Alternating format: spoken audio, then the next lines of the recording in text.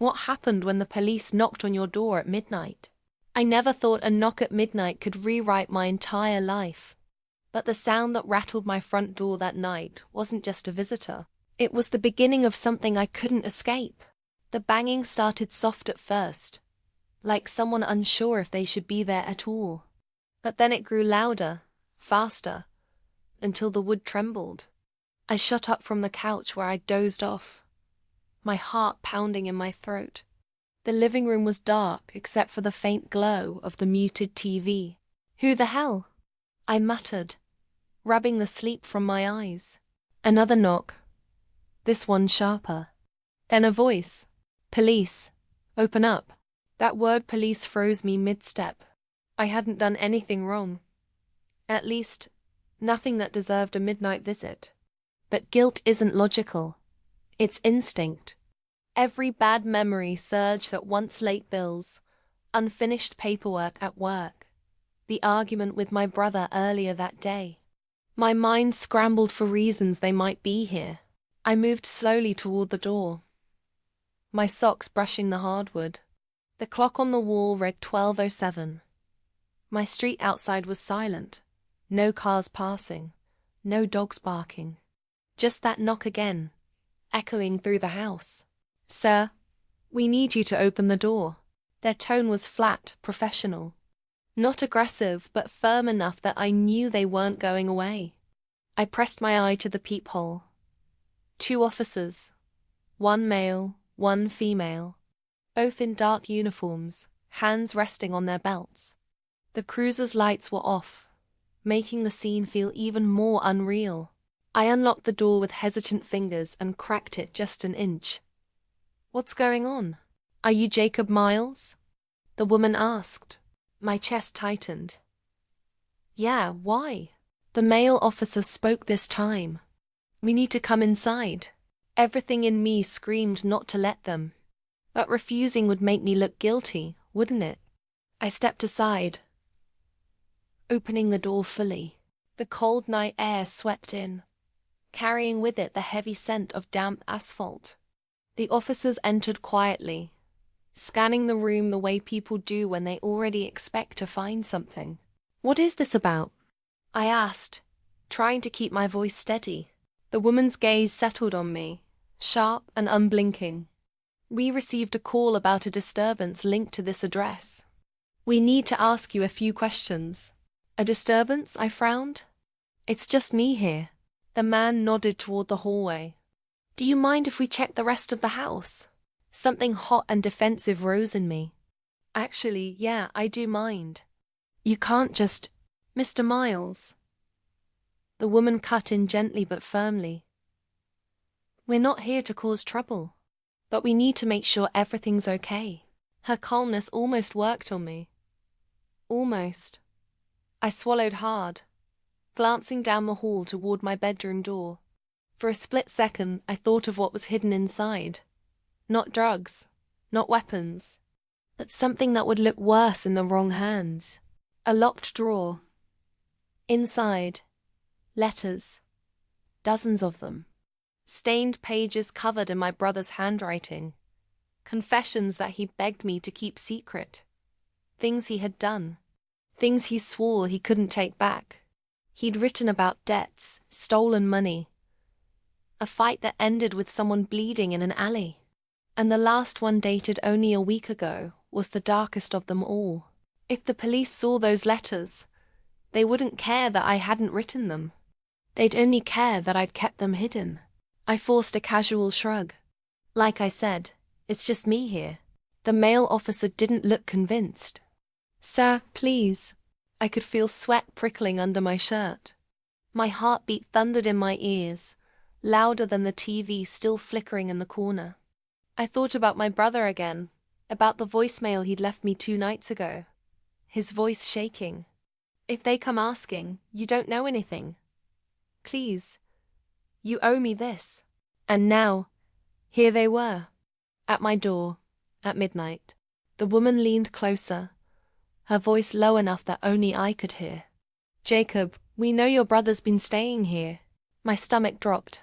Before I could answer, A sound echoed from the back of the house. A creak of floorboards. Too loud, too deliberate. The officer's eyes snapped toward the hallway. "Who else is here?" the man demanded, already reaching for his radio. I opened my mouth, but no words came out. My throat was dry, my mind spinning. Because I knew that sound. I knew exactly whose weight had made those floorboards groan. And I knew the police weren't here for me at all. They were here for him, my brother, and he'd just given himself away. The officers moved fast, hands hovering near their holsters as they turned toward the dark hallway. The sound came again, another floorboard groaning under weight. "Jacob," the male officer said, his voice sharper now. "Who's back there?" I swallowed hard, feeling my throat scrape like sandpaper. I wanted to lie, but the words snagged. The truth was heavy, waiting on my tongue. The female officer took a slow step forward. "Mr. Miles, if someone else is in this house, we need to know now." My mind spun. My brother Daniel had promised me he'd left town. Swore he was going to fix things, clean up the mess he'd made. But here he was, hiding in my house like a wounded animal. And suddenly I understood the midnight knock. This wasn't routine. They'd known exactly where to come. "Stay here," the male officer ordered, already drawing his flashlight. He advanced down the hall, his partner close behind. "Wait," I blurted out. He's not dangerous." But even as I said it, I remembered the bruises on Daniel's knuckles, the frantic way he'd grabbed my arm 2 nights ago. The words felt hollow. The flashlight beam swept over the hallway walls. Every creak of the floorboards made my pulse spike. I wanted to run after them, to protect my brother, to protect myself. But my legs felt nailed to the floor. Then his voice came, low, shaking, from behind the bedroom door. "Don't come in here." The officers froze, their flashlights angled toward the sound. "Sir, this is the police." "Step out with your hands where we can see them." Silence. Then the unmistakable clatter of a lock turning. The woman reached for the handle, but the door was bolted from the inside. She rapped sharply with her fist. "Open up, Daniel." "We know it's you." I flinched at the sound of his name on her lips. She'd said it like a fact, not a guess. A beat of silence stretched into eternity. Then Daniel shouted again, his voice cracking. "If you come in, someone's gonna get hurt." The male officer's hand went to his weapon. "He's threatening violence," he muttered. My chest tightened. "No, he's not, he's just scared." I stepped forward, desperate, but the woman spun around, her palm raised. "Stay back, Jacob, please." Another crash from inside the room, a drawer yanked open, the sound of things scattering. My gut twisted. I knew what he kept in there. A knife. Not just any knife, our father's old hunting blade. Heavy, curved, sharp enough to gut a deer. The male officer's voice hardened. "Daniel, drop whatever you're holding and come out now." I couldn't take it anymore. I darted forward. The officers tried to block me, but I shoved past, my hand pressed flat against the door. "Danny, it's me," I whispered. "Open the door. Please. Don't make this worse." For a long, suffocating moment, nothing. Then the sound of breathing, ragged, right against the wood. "Jake," his voice cracked. "I didn't mean for any of this. You believe me, right?" I closed my eyes, my forehead resting against the door. I don't know what to believe anymore. Behind me, the officers shifted, waiting. The air felt electric, ready to snap. Daniel's voice dropped to a hoarse whisper. "They don't understand. They'll twist everything. You know what I did, but you also know why." The weight of his words pressed into me, because I did know. The letters hidden in my drawer. The confessions. The one thing he'd begged me never to repeat. My stomach churned. I couldn't keep a secret anymore. Not with guns drawn in my hallway. The female officer leaned close, her voice urgent but quiet. "Jacob, talk to him. Keep him calm. We'll do the rest." I nodded faintly, then pressed my lips against the door. "Danny, if you open this door, I'll stand with you. I promise. But if you don't?" My voice faltered. "If you don't, they'll take you down." Silence again. My heart pounded so hard I thought my ribs would snap. Then metal scraping. The lock turning. The door creaked open just an inch. A shadow filled the gap. And then I saw his face. Pale. Eyes bloodshot. His hair stuck to his forehead with sweat. And in his hand the blade. The female officer stiffened. Hand going to her holster. The male officer hissed, "Drop it now." Daniel's eyes darted wildly between them, then back to me. "I can't." His grip tightened on the knife. "Jake, you know why?" And I did, because that blade wasn't just a weapon. It was evidence.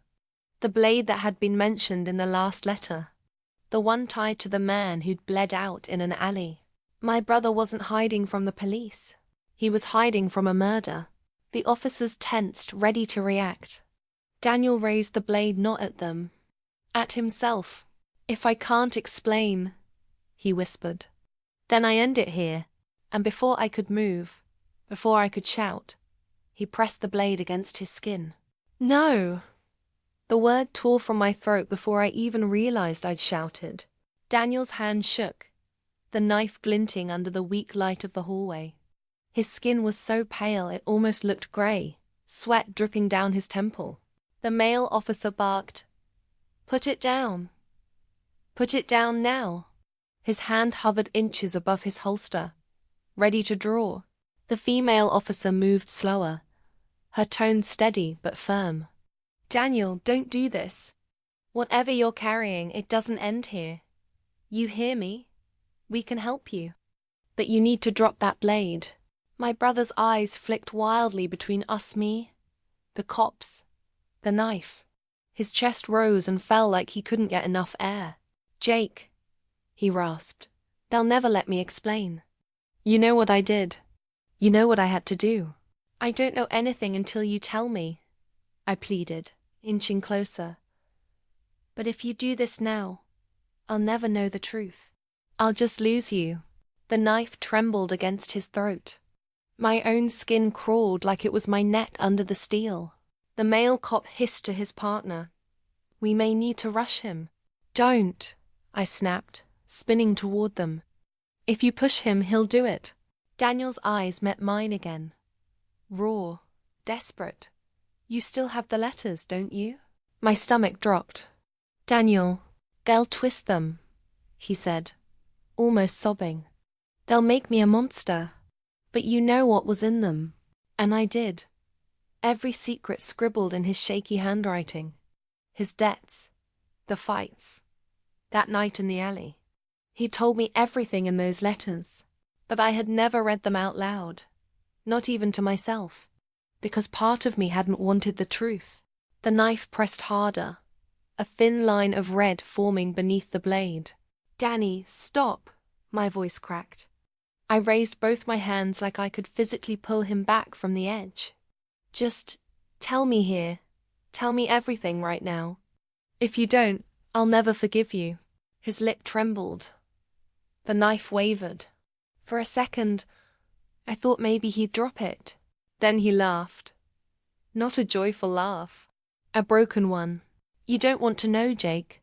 You think you do. But once I say it, you'll never look at me the same again." I swallowed hard. "Then give me the chance to decide that myself." The female officer stepped forward just a little, her palms out. "Daniel, listen to your brother. You don't want your story ending on this floor." The tension in the air felt like it might snap my bones in half. Finally, Daniel lowered the knife just a fraction, though his knuckles stayed white around the handle. His gaze locked on me, burning. "You remember Tom, don't you?" The name slammed into me like a fist. Tom, his old friend. The one who disappeared last winter without explanation. "Yeah," I whispered, What about him?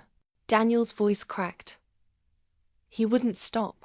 He knew too much about the money I owed. He said he was going to tell everyone, get me locked up. And that night, he came at me. I didn't. His words trailed off, his throat working as he swallowed. I didn't mean to kill him. The hallway spun. My knees almost buckled. The letters, the vague hints, the stains on one page that I'd convinced myself was spilled coffee. My brother had written the truth all along. I just hadn't wanted to believe it.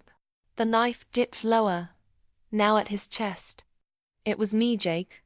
I killed him. The officers exchanged a quick look. The male officer whispered into his radio. Too quiet for me to catch. Backup, probably. I barely noticed. My entire world narrowed to Daniel's shaking hand. His broken confession. Danny. My voice came out raw, cracked. Why didn't you come to me? Why didn't you tell me straight instead of hiding? He barked out another laugh. Bitter. Because you've always been the good one. You wouldn't understand. And now they'll never believe me when I say it wasn't supposed to happen. I took another step closer. The officers didn't stop me this time. I believe you, I said softly. I don't care what anyone else thinks. But if you kill yourself now, all they'll ever see is guilt. All they'll ever believe is that you were the monster you're so afraid of being. His breath hitched. Tears welled in his eyes. The knife trembled again. Jake. I reached out slowly, my hand hovering in the air between us. Give me the knife, Danny. Please, let me help you. Like I should have from the start. For a moment his arm loosened, the blade lowered further. My heart leapt. Then a voice cut through the house. From outside. A man's voice, deep and furious. Daniel, you bastard! The sound of heavy footsteps pounding up the porch. A fist slammed against the front door. The officers spun, hands going to their weapons instantly. The female officer shouted, Who is it? No answer, just more banging, louder, angrier. Daniel's face drained of color. His grip on the knife tightened again. Oh God, he whispered. It's him. The pounding at the door rattled the entire house. My stomach dropped with every slam, each one like a countdown to something I couldn't name. The male officer barked, Stay where you are. He moved toward the entryway, hand on his gun. The female officer planted herself between Daniel and the hallway, her stance defensive, eyes sharp. Daniel, stay calm. Don't move. But my brother wasn't calm. His breathing turned ragged, his eyes darting wildly like a trapped animal. The knife twitched in his hand. Danny, I said softly, stepping closer. Who is that? His lips trembled. Tom's brother. The words hit me like a sledgehammer. The banging grew louder, followed by a roar. I know you're in there, you son of a bitch. Open this damn door. The officers exchanged a glance, one of those silent conversations where a decision gets made in half a second. The male officer shouted through the door. This is the police. Identify yourself. The voice outside snarled back.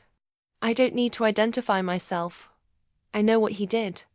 You're protecting a killer. Daniel stumbled backward, his back hitting the wall. He can't be here. He can't. The female officer raised her hand, calm but commanding. Daniel, listen to me. We'll handle this. But you need to drop that knife. Right now. The knife wavered, his grip loosening for the first time. But then another crash shook the house. This time, the front door frame splintered under the force of a boot. I jumped. Jesus Christ, he's trying to break in. The male officer shouted into his radio, calling for immediate backup, his voice tight with urgency. The banging didn't stop. Each kick sounded like the house itself was screaming. Daniel pressed the blade to his chest again. If he gets in here, it's over. He'll kill me. He's been waiting for this. Danny, no! I reached for him, But he jerked away, wild-eyed. I can't go through that. Prison. Revenge, none of it. I can't.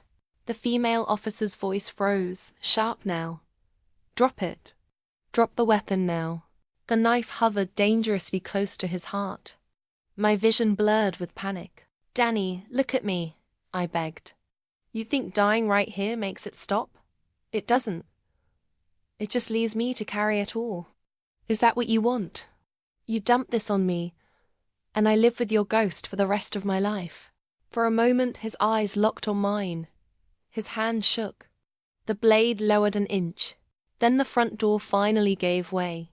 The wood cracked, the lock snapped, and a man barreled inside. Broad shoulders, wild eyes. His fists clenched like hammers. Tom's brother. He saw Daniel instantly and roared. You murdered him. The officers drew their weapons in unison. Police? Stop right there. But the man didn't stop. His rage filled the room like fire. He surged forward and everything happened at once. Daniel screamed, raising the knife. The female officer lunged toward him. The male officer moved to intercept the intruder. And I stupidly, instinctively threw myself between them all. The room exploded in chaos. Shouts, boots scraping. My own heartbeat pounding like a drum. The intruder lunged past me, his fist swinging. It connected with Daniel's jaw, sending him sprawling against the wall. The knife clattered to the floor. Stop! The male officer barked, wrestling the man back. But the intruder fought like a bull, his face twisted with grief and rage. He killed my brother. He doesn't get to breathe while Tom's in the ground. Daniel's lip bled. He scrambled for the knife, eyes wide with animal terror. I lunged for it too, skidding across the floor, my fingers brushing the handle. Then Daniel's hand landed on mine. For a heartbeat, we both held it. His bloodshot eyes burned into me, pleading and furious all at once. Let me end it, he whispered. No, I hissed back, gripping tighter. Not like this. The female officer dove, kicking the knife away before either of us could claim it. It skittered under the couch. Daniel howled, raw and broken, as the male officer finally shoved the intruder to the ground, cuffing him with practiced force. The man's screams didn't stop. They filled every corner of the house. He murdered Tom. He murdered him. Daniel sagged against the wall, his chest heaving. His hands shook violently, his face streaked with blood and tears. I crouched beside him, my hand hovering over his shoulder. Danny, what the hell did you do? He looked at me then, something dead and hollow in his eyes. And he whispered just loud enough for me to hear. I didn't just kill Tom. My breath caught. What do you mean? But before he could answer, red and blue lights flooded the windows. Backup had arrived, and everything I thought I knew about my brother was about to come crashing down. The flashing lights painted the walls with violent colors, red and blue sweeping across my living room like waves. The backup officers stormed inside, voices overlapping, boots pounding. In seconds, the house felt more like a battlefield than a home.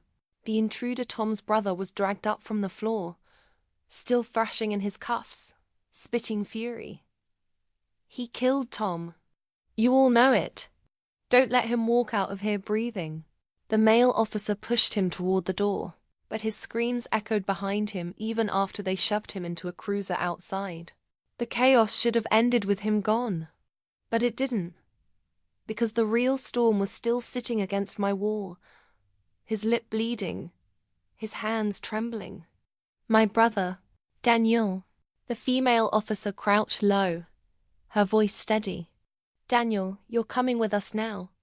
Quiet and safe. But it has to be now. Daniel looked up at her, eyes glassy. You don't get it. He turned his gaze to me. Tell her, Jake. Tell her it's bigger than Tom.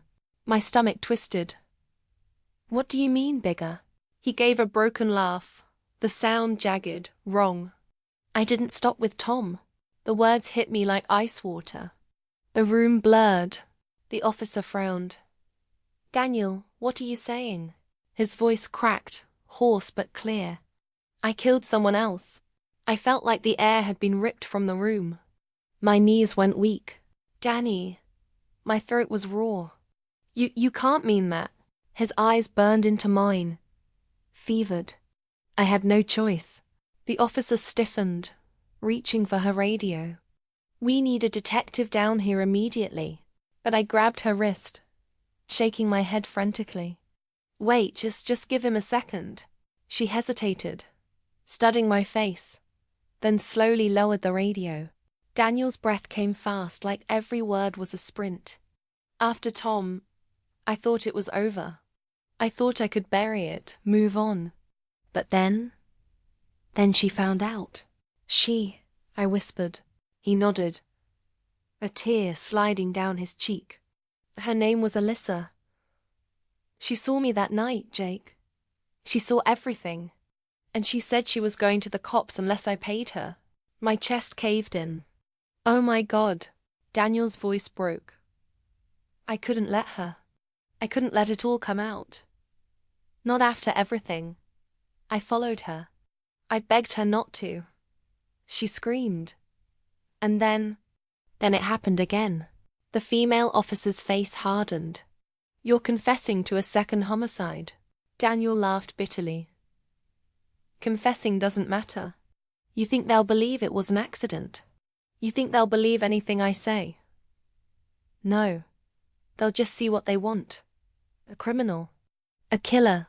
I staggered back, my hand gripping the wall to keep myself upright. The letters, the stains, his paranoia. They hadn't been ramblings. They'd been breadcrumbs.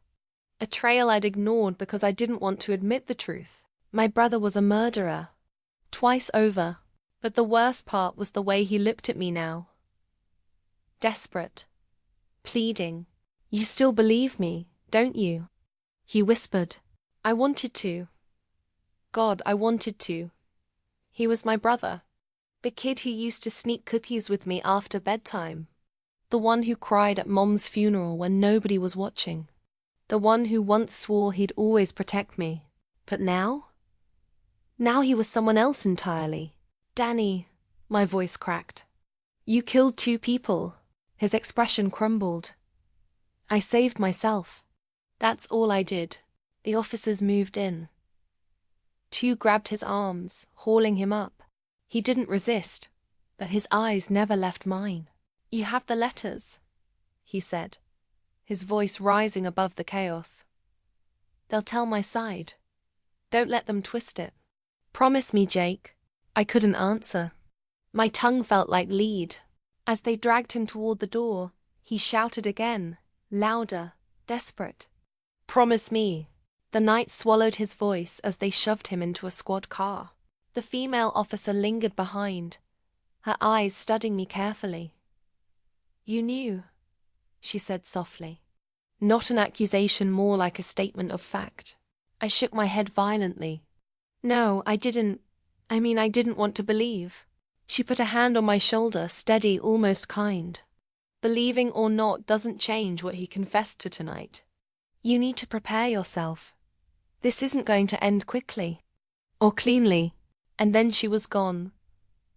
The door closing softly behind her. The house was silent again, except for my own ragged breathing. The broken door hung crooked on its hinges. Blood from Daniel's split lip stained the floor. The couch was shoved half across the room where the knife had been kicked. And I just stood there, alone. His last words echoed in my head like a curse. "Promise me." But promise him what? To protect him? To hide him? To carry the weight of 2 bodies in the ground? I staggered to the bedroom, my legs heavy as stone. I pulled open the drawer where I'd hidden the letters. My hands shook as I lifted the stack, the pages worn soft with fingerprints. Daniel's handwriting stared back at me, messy and jagged. Confessions, explanations, excuses, pleas. Evidence. The kind of evidence that could damn him forever or maybe save him. My fingers curled tighter around the papers. My chest ached with the decision pressing down on me. And that's when I heard it. The faintest creak of the back door. I froze. Because Daniel wasn't in his squad car anymore. The creak was faint, but unmistakable. A hinge shifting. A door easing open. I froze in the bedroom doorway. The letters clutched tight in my hand. My mind raced. Impossible. He was cuffed. He was in the cruiser. But then I remembered the way he'd been dragged out. The chaos of backup cars, the shouting, Tom's brother still screaming bloody murder. A distraction. Enough for someone desperate, cunning, and slippery like Daniel to slip free. Danny, I whispered into the empty air, as if saying his name could make it untrue. Another sound came, footsteps, soft, deliberate, moving across the kitchen tile. My chest caved in. He was inside. I backed into the bedroom. Heart pounding so loud I was sure he could hear it. My hand fumbled for my phone, but it wasn't there. I'd left it on the couch in the chaos.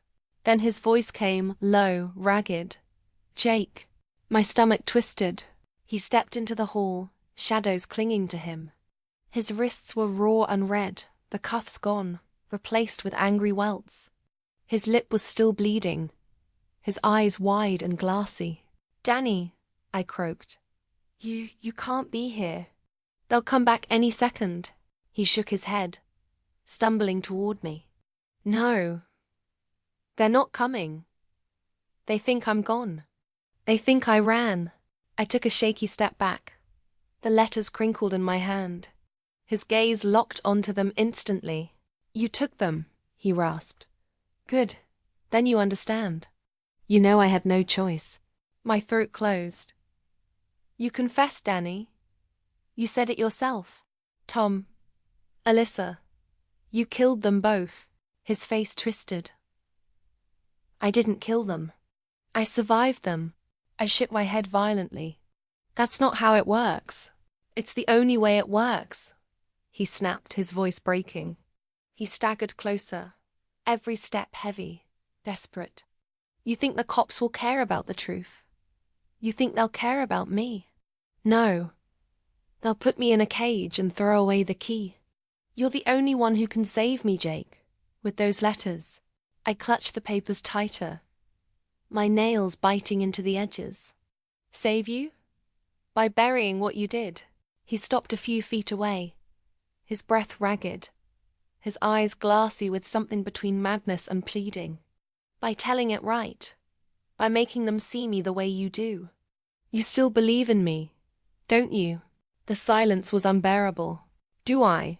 Memories flashed him carrying me home after I broke my bike chain at 12. Him sneaking food into my room the night I flunked a test and Dad blew up. Him, my brother, my protector, before life poisoned him with debts and secrets. But then I saw his hands, blood-stained in memory, trembling in front of me now. I don't know who you are anymore, I whispered. His face crumpled like glass shattering. Don't say that. I can't lie for you. He stepped forward suddenly, fast, his hand snatching at the letters. I jerked back, but he grabbed my wrist, his grip bruising. Give them to me, he shouted, spittle flying. They're mine. I shoved against him, but he was stronger, his desperation giving him power. The papers tore in half between us, fluttering to the floor like snow. Half in my hand, half in his. His eyes burned as he clutched his torn pages to his chest. You don't get it, Jake. Without these, I'm nothing. I'm just a killer. His voice broke on the last word. I stared at the shredded confessions littering the carpet. Pages that could damn him. Pages that could maybe, just maybe, show why he'd fallen so far. Danny. Stop, I said, breathless. You can't fix this by running. You can't fix this by hiding. His gaze darted to the window, the open back door, the night calling to him. I can't let them take me, he whispered. And then he bolted. Danny. I lunged, grabbing his arm, but he twisted free. his shoulder slamming into the doorframe as he staggered toward the backyard. The night swallowed him in seconds, his figure vanishing into the shadows. I stumbled after him, out into the cold air. The yard stretched wide, moonlight spilling over the grass. Silence. He was gone, but in my hand I still clutched half the letters. His voice, his guilt, his story torn but not lost. And as the sirens wailed faintly in the distance, drawing closer again, one truth burned in my chest. Daniel wasn't just running from the law. He was running from me. The sirens grew louder, weaving through the streets, until the glow of red and blue spilled over the backyard fence. I stood frozen in the grass, clutching the torn letters in my fist, the cold biting my skin. Daniel was gone. The officers stormed in minutes later, sweeping flashlights across the yard. The same female officer who had been inside earlier approached me, her voice tight. "Where is he?"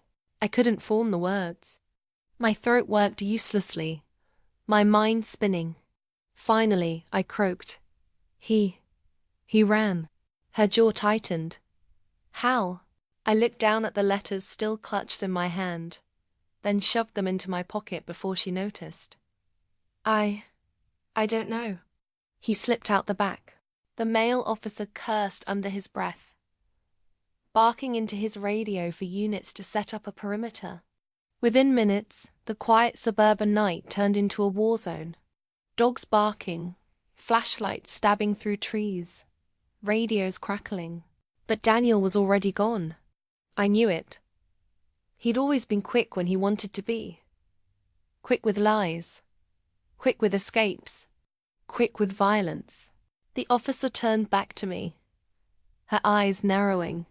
"Jacob, if you're withholding anything—" "I'm not," I snapped, too fast, too defensive. Her gaze lingered on me, suspicion sharp in her expression, before she nodded curtly and joined the others combing the neighborhood. I stood alone in my torn-up yard, the chaos buzzing around me like static, and felt the weight of the letters burning in my pocket. The next morning, the house looked like a crime scene. Broken door, bloodstains on the floor, torn papers scattered everywhere. Neighbors whispered from behind their curtains, watching the police tape flutter in the breeze. Reporters showed up before noon, microphones shoved in my face. "Are you Jacob Miles? The brother? Did you know what he was capable of? Did you help him hide?" Their questions swarmed me like flies. I slammed the door shut and locked it, though the lock meant nothing now. Inside, I gathered the torn letters and spread them across the table. Some were smudged with blood. Others were ripped clean through sentences, fragments dangling with unfinished confessions. I didn't mean for it to happen, but Tom wouldn't. She said she'd go to the cops unless Jake, you're the only one who understands why I read them over and over until the words blurred. Half a story, half a defense, half a noose. By evening, the news had plastered his mugshot across every channel. Double homicide suspect escapes custody. They played shaky footage of him being dragged out of my house, his lip bleeding, his eyes wild. They called him dangerous, unstable, armed. And every time his name came up, mine followed. The brother who may have known. I couldn't breathe. That night, the female officer returned, knocking softly on what was left of my front door. She looked tired, shadows under her eyes. "Jacob," she said gently, "I need you to be honest with me.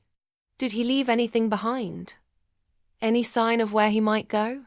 The words nearly burst out of me. The letters were heavy in my pocket, cutting into my thigh. My chest screamed to hand them over, to let someone else carry this weight. But then I saw his face again. Not the killer, not the fugitive. My brother, the one who taught me how to ride a bike, the one who snuck into my room at night when I was scared of the dark. I lied. "No, nothing." Her expression hardened just slightly, but she nodded. If you think of anything, call me. Please. When she left, I collapsed into a chair, my hands shaking around the letters.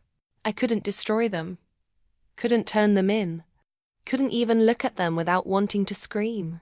Instead, I hid them again. Not in the drawer this time. Somewhere deeper.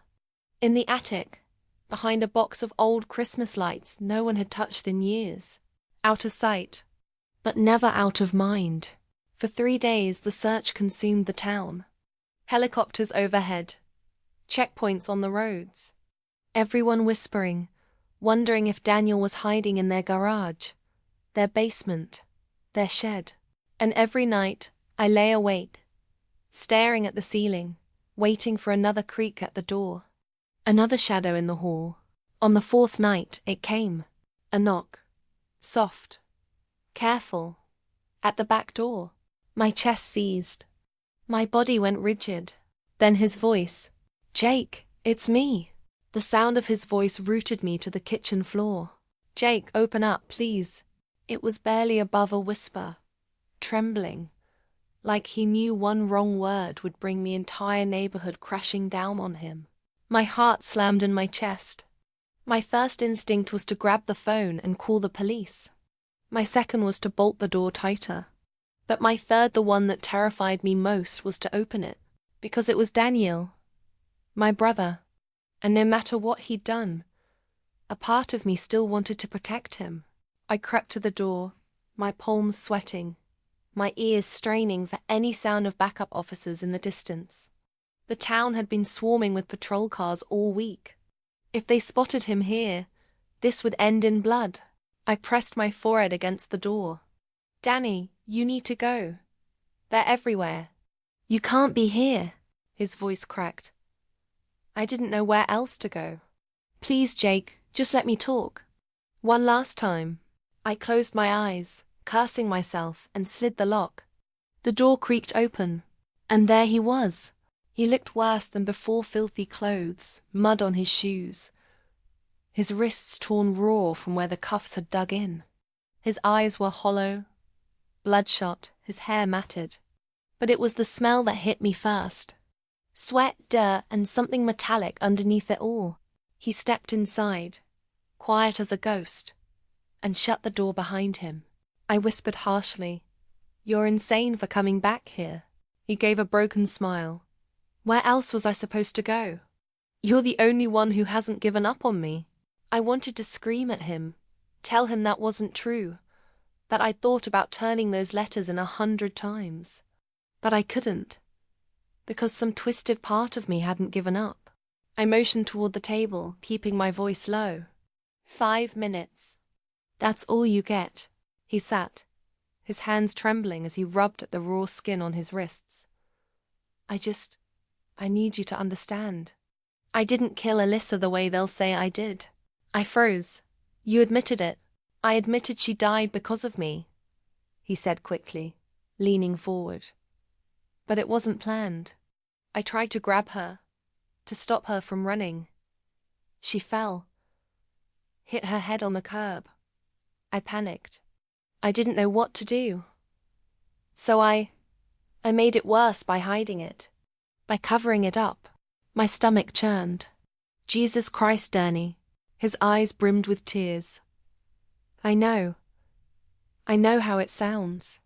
But you have to believe me. I never meant for either of them to die. Tom came at me with a bottle. Alyssa was an accident. But if I tell them that, they'll never believe me. I ran my hands over my face, my pulse hammering. So what? You want me to fix it for you? To spin your story? To save you from yourself? His voice cracked. I want my brother. I want you to see me the way you used to. Before everything, the silence between us was unbearable. The boy I'd grown up with was gone.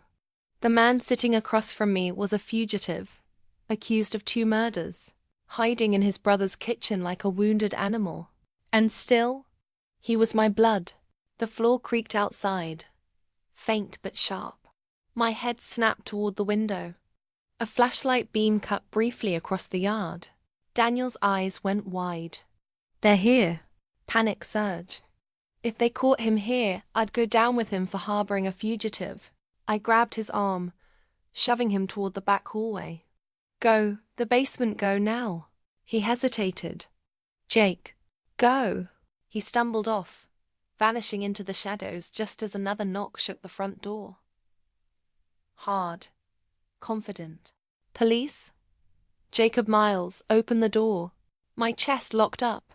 I wiped the sweat from my palms onto my jeans and staggered to the door, trying to calm my face into something resembling innocence. I cracked it open. 2 officers stood on the porch, their flashlights glaring against the night. Mr. Miles, one said, his tone clipped. We've had reports of movement near your property. You see anything tonight? The air burned in my lungs. Behind me, the house was silent, but I could feel him down there, crouched in the dark, holding his breath. I forced my lips to move. No, nothing, just me. The officer studied me for a long moment, then nodded. Keep your doors locked. If you see anything, call immediately. Yes, sir. My voice was a whisper. They turned and walked away, their flashlights cutting through the street. The cruiser's engine rumbled as they pulled off down the block. The moment they were gone, I shut the door and slid to the floor, my whole body trembling. In the silence, a voice floated up from the basement stairs. Jake, you lied for me. His voice drifted up from the basement, quiet but heavy, sinking into me like a weight I couldn't shake. You lied for me. I sat on the floor, my back pressed against the door, my lungs burning. He was right. I'd done it without thinking, without even hesitating. Lied straight to the police. My brother's voice came again, softer now. I knew you wouldn't give me up. Not you. I dragged myself to my feet, my legs shaking, and moved toward the basement door. It was cracked open, shadows spilling up the stairs. For a moment I stood there, staring into the dark. Then I whispered down, "Don't talk. Just stay quiet." But he didn't listen. You still believe me, don't you? I gripped the railing, knuckles white. I don't know what I believe anymore. A long silence. Then, almost a whisper. That's enough. I shut the door and leaned against it, my mind spiraling. The letters upstairs burned in my memory. Torn pages, half-truths, confessions twisted into justifications. And now he was here, in my basement, turning me into an accomplice with every second that passed. The hours crawled by. I couldn't sleep. I couldn't think. Every creak of the floor made me jump. Every car that passed outside looked like it might stop here, flood the house with flashlights and guns. By morning, I found him in the basement sitting on an old box, his head in his hands. He looked smaller somehow, like all the fire had burned out of him. I can't keep running, he said quietly. My chest tightened. Then turn yourself in. Tell them what really happened. His eyes flicked up at me, hollow. If I do that, I'm finished. You know it. Danny. He stood suddenly, his voice cracking. But if you help me, if you tell them about the letters, about what I wrote, they'll see I wasn't just a monster. They'll see the truth, the truth. I almost laughed. His version of it anyway. That part of me knew he was right. Those letters were the only thing that showed his side. Even if it was ugly, even if it was broken. I rubbed my temples, my pulse pounding. If I give them the letters, they'll think I was hiding evidence. I'll go down too. Not if you spin it right, he shot back. Say you just found them. Say you didn't know until now. Please, Jake.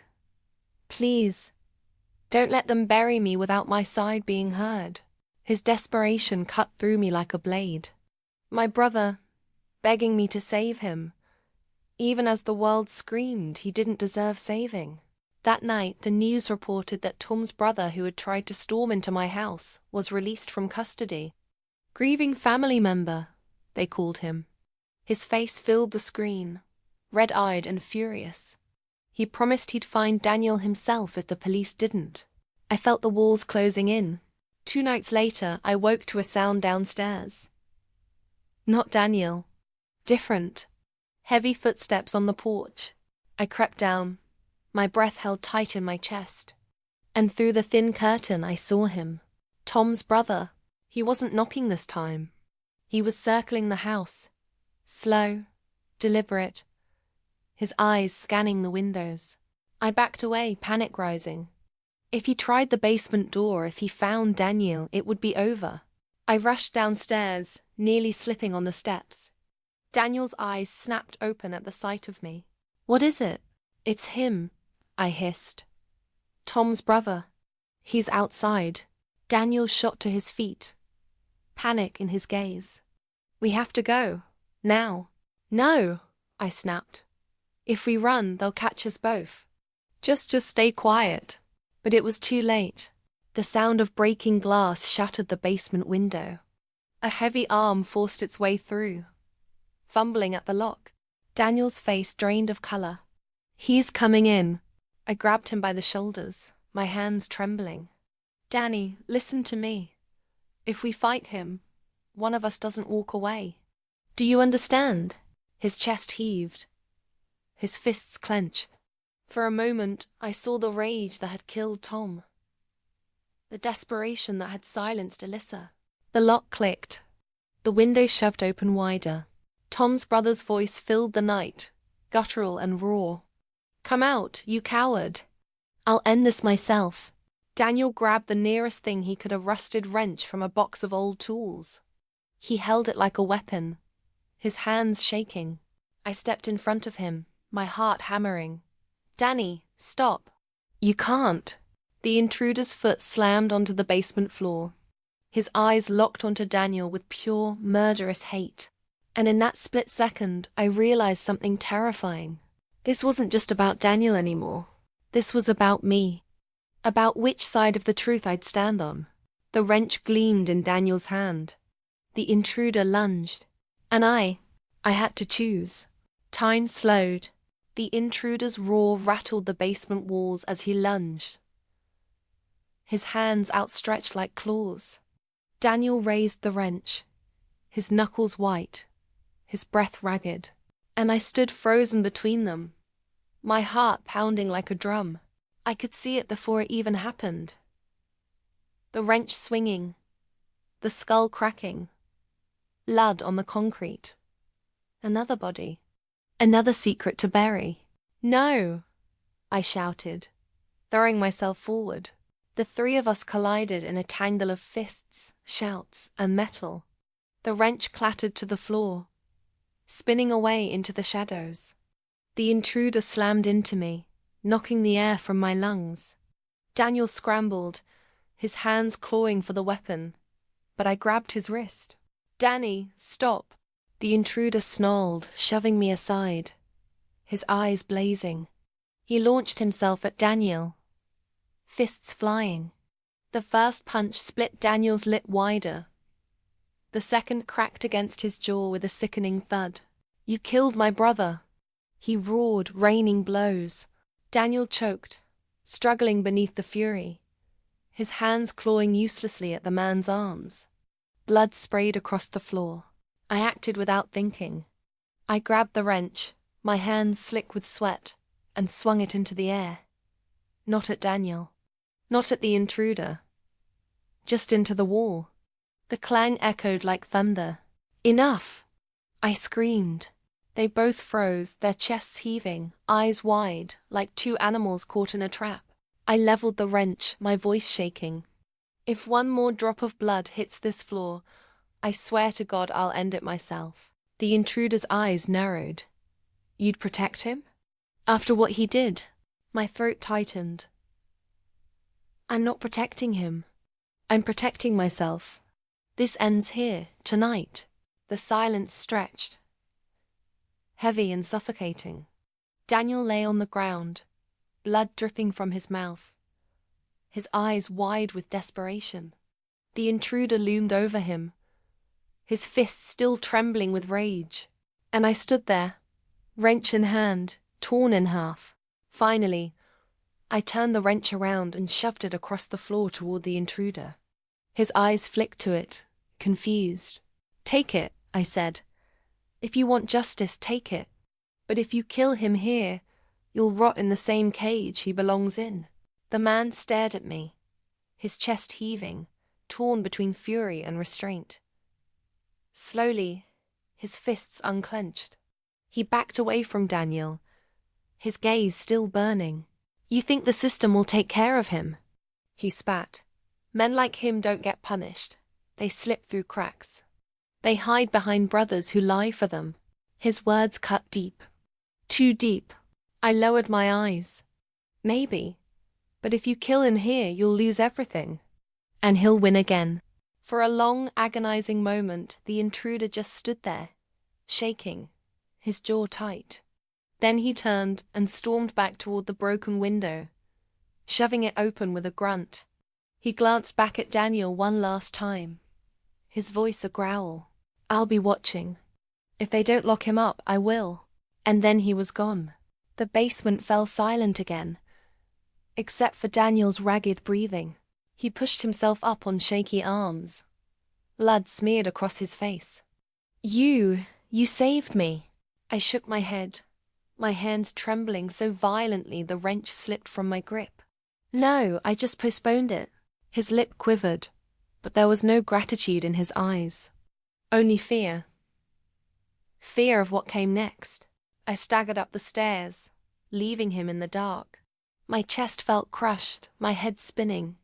Upstairs, I locked the door behind me, my whole body trembling. The letters called to me from the attic. Every word he'd written, every confession. I climbed the ladder and pulled them down, scattering the pages across the floor. Bloodstains, half-sentences, excuses, evidence.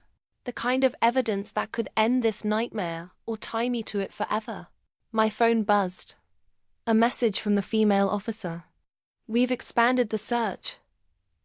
Any sign of him, Jacob, you need to tell us. We can't protect you if you're not honest with us." My thumb hovered over the screen, my eyes on the torn letters. Daniel's voice echoed in my head. "Promise me." I dropped the phone onto the table and whispered to myself, "I can't protect you anymore, Danny." Downstairs, the basement door creaked. His footsteps moved across the floor, slow and deliberate. He was coming up.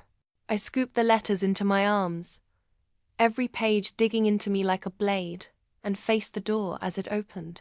His silhouette filled the frame, desperate, eyes burning.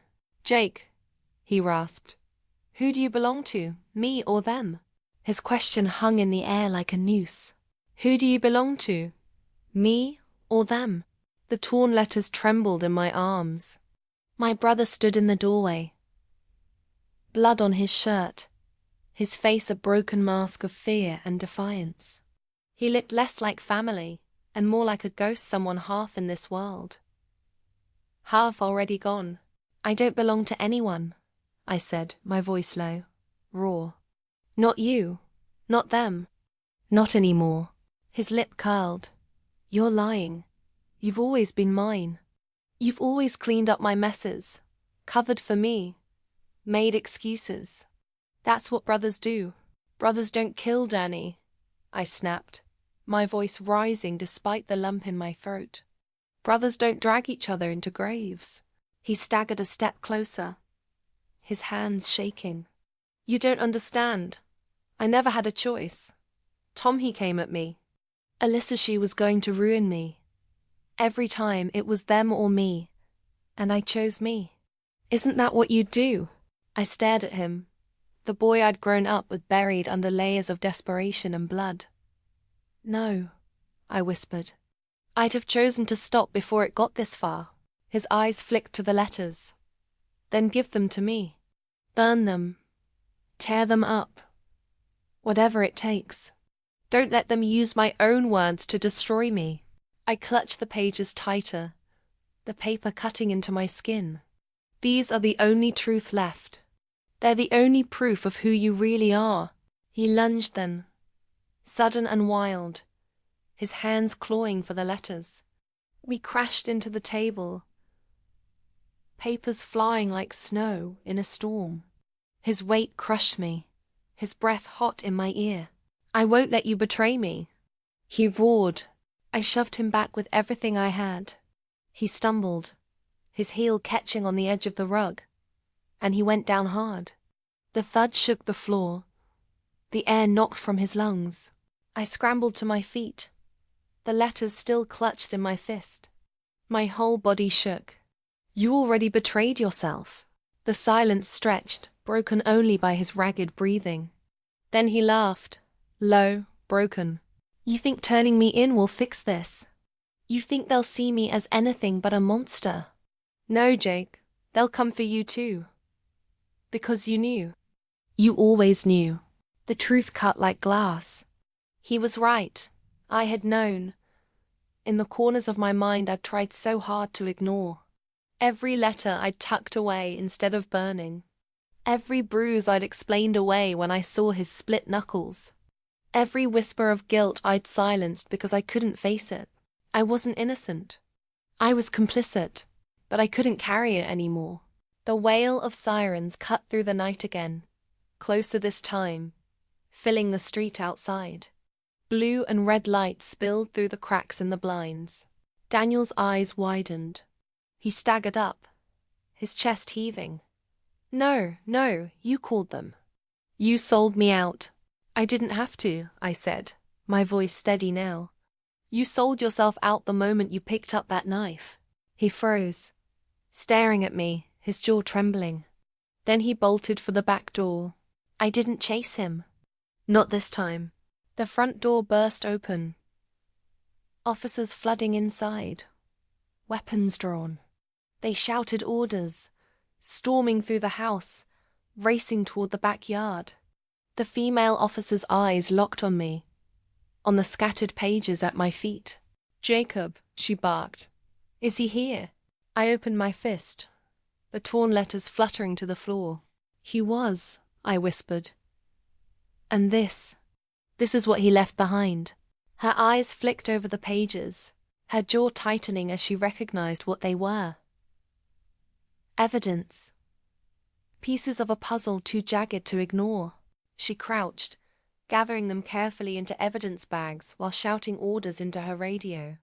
The house buzzed with movement, officers spilling through every room, flashlights cutting through the night outside. And I just stood there, empty, hollow. Minutes later, a voice called from the yard. "We've got him!" I moved to the door, my legs trembling. Outside, under the flood of flashlights, Daniel was on the ground, pinned, his arms wrenched behind his back, his face pressed into the dirt, his screams muffled by the weight of the officers. Our eyes met across the chaos. For a heartbeat, I saw not a killer, not a fugitive, but my brother, the boy who once promised to never let me fall off my bike. "Jake," he screamed, his voice cracking. "Don't let them do this to me." "You promised." But I didn't move. I watched as they dragged him up, cuffed him, shoved him toward the waiting cruiser. His voice echoed through the night, raw and desperate, until the door slammed shut and silenced him forever. The officers dispersed slowly, the sirens fading. The female officer placed a hand on my shoulder, her voice low. "It's over now." But it wasn't, not really, because I knew it would never be over. Not for him. Not for me. Not for the families who'd lost their loved ones. As the cruiser pulled away, carrying Daniel into the darkness, I felt something inside me snap. Not anger, not grief. Something colder. That was the night I stopped being his brother and started being a survivor.